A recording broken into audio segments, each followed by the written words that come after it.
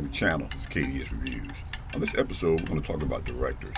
No matter how good your script is, no matter how good the actors that you hire are, if you don't have a good director directing a movie that guides this movie, guides where it's going, the scenery, the acting, the movie's not going to really do that good. Let's talk about some of my personal favorites in this genre of directing. Start off with Martin Scorsese. Now, Martin Scorsese has been around quite a while, 60s, 70s, and 80s. Some of his movies are Killers of the Flower Moon, The Departed, Taxi Driver. Excellent Gangs in New York with Daniel Day-Lewis. Now, he does a lot of gangster movies. That's one of the things that he's really good at, the gangster movies, like The Irishman here, Goodfellas, and Casino. That's Martin Scorsese. Up next, here's another guy that they really crap on this guy. And this guy to me is one of the best directors that there is. That's Zack Snyder. Here's one of his good movies here, The Watchmen. It has an unbelievable opening sequence with using music from Bob Dylan. Times They Are Changing. Some of his highlights are 300, Justice League. He does this. It's called speed ramping, where he gets in real close and real tight, and he pulls away. Especially done it in 300. Zack Snyder's a really good director. They always talking about that his movies are dark, like Superman versus Batman. Well, if you want to like movie here, then watch Barney. But that's Zack Snyder.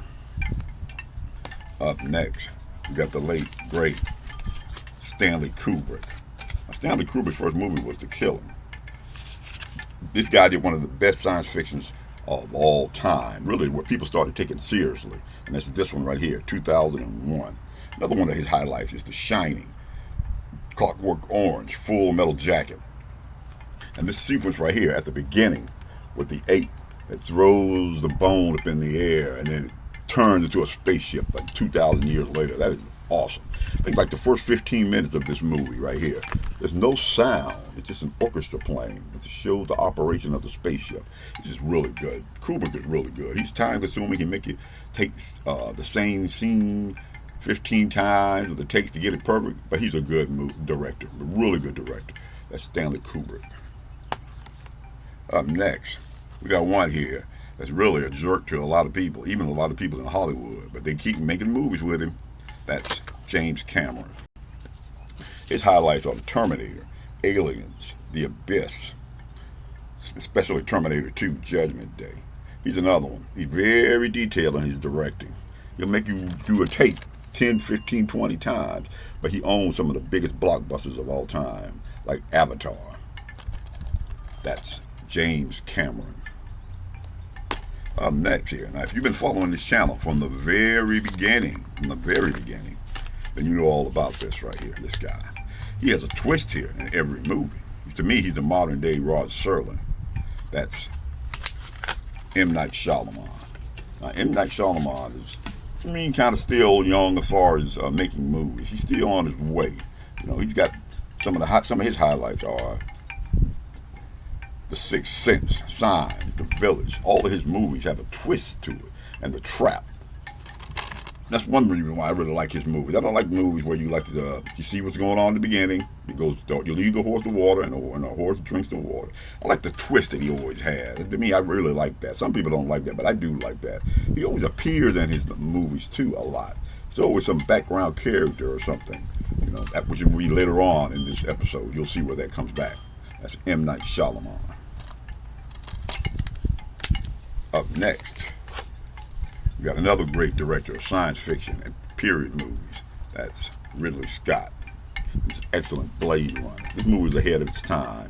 It didn't do that good at the theater when it first came out, but as time has gone on, this has become a cult classic. Now, Ridley Scott has done a lot of good movies, like the aforementioned Gladiator. He's very good as far as directing action sequences to me. And of course, Aliens. This guy's really good. That's Ridley Scott. Up next, another one from my generation. You don't hear as much from this guy anymore, and I'll explain to you why. He created a movie. One of his first movies was called THX 1138. Who could that be? George Lucas. created the Star Wars series right here. Now, he's only directed a handful of movies, and he did smart here. When he started with Star Wars, he kept the licensing fees, from the toys and the character, and he became a millionaire several times over because of this. But this direction of this really started off as, he wanted to do Buck Rogers, so he created his own characters. Now, you may not care for the prequels, but they're getting better and better compared to. Lucas's only mistake was selling the Star Wars characters to Disney for over $4 billion. That's George Lucas. Up next, another one from my time period. He also has directed some of the biggest movies of all time. Steven Spielberg. Now, Spielberg, you don't hear as much from him anymore as you did when you were doing Jaws, Close Encounters, Indiana Jones series, But this guy's really good. He made a lot of really good movies that overall appeal, not just to the older audience, not just to the younger audience, but like to the kid in you. That's Steven Spielberg, another great director. Now, in my opinion, right here, these are the top two directors right now, and like you said, in my opinion. That his first movie was Memento, where they told the movie from backwards to forward.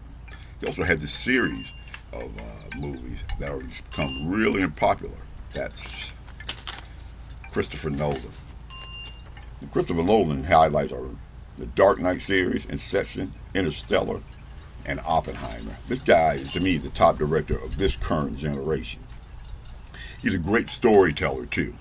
Because who would have thought that a Batman movie would be taken seriously? This is one of the greatest movies of all time, comic book movies of all time, is The Dark Knight Rises.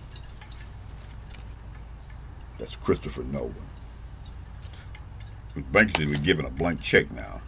And to me, in my opinion, this is the greatest director of all time. This guy's done a lot of movies.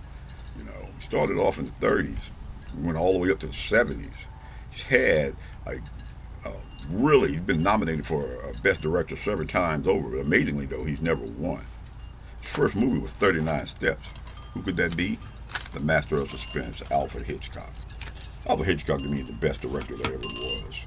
He's also like M. Night Shyamalan. M. Night Shyamalan stole this from him. He always shows up somewhere in the movie playing this, this character out of place. He knows how to tell suspense. He knows how to lead his actors the way he wants to. He makes it feel like you're actually in the movie with him. That's Alfred Hitchcock. That's the greatest director to me of all time. Now, maybe you want to start a physical movie collection.